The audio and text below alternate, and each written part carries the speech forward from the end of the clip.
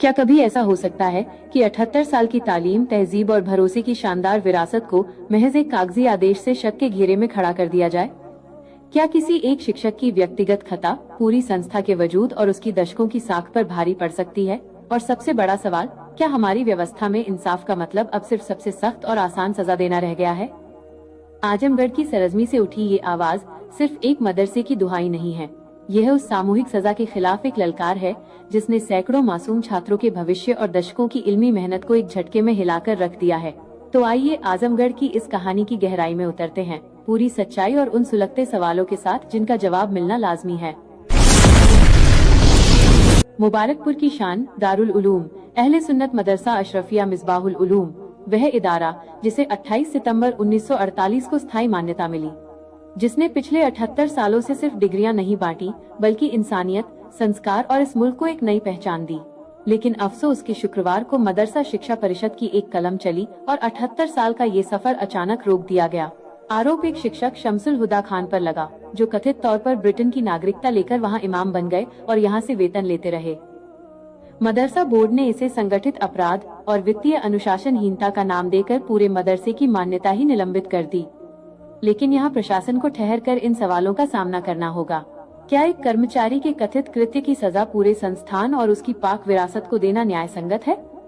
अगर वो शिक्षक 2007 से विदेश में बैठा था, तो पिछले 18 सालों से सरकारी निगरानी का वो तंत्र कहाँ सोया हुआ था जिसे वेतन और कागजों की जांच करनी थी? क्या सरकारी अनुदान पाने वाली संस्था में पाई पाई का हिसाब रखने वाले विभागीय अफसर इस चूक के लिए बराबर के जिम्मेदार नहीं हैं? सबसे तीखा और अहम सवाल, उन छात्रों का क्या कसूर है जो आज अपनी किताबों में अपना भविष्य तलाश रहे हैं? क्या उनकी तालीम, उनकी साल भर की मेहनत और उनके सपनों को किसी की व्यक्तिगत गलती की वेदी पर चढ़ा देना ही असली इंसाफ है? अगर मामला इतना ही गंभीर था, तो क्या सजा से पहले एक निष्पक्ष जांच और सुधार का मौका देना जरूरी नहीं था? क्या सीधे फांसी की सजा सुना देना ही समाधान है?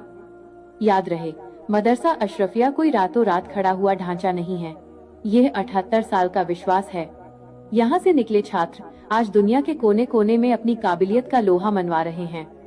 सवाल ये बिल्कुल नहीं है कि गुनहगार को सजा मिले या नहीं, बेशक मिले, सख्त से सख्त मिले, पर सवाल ये है कि क्या उन बेगुनाह बच्चों और उस मुकद्दस इदारे को भी उसी तराजू में तौला जाएगा जिसमें एक आरोपी को तौला जा रहा है? क्या सिस्टम के पास सुधार, मार्गदर्शन और जवाबदेही तय करने का कोई और रास्ता नहीं बचा था? क्या मान्यता छीन लेना ही आखिरी विकल्प था?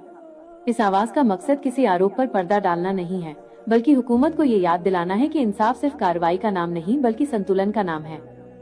ये कहानी चीख चीख कर कह रही है कि व्यक्ति और संस्था के बीच लकीर खींचना जरूरी है।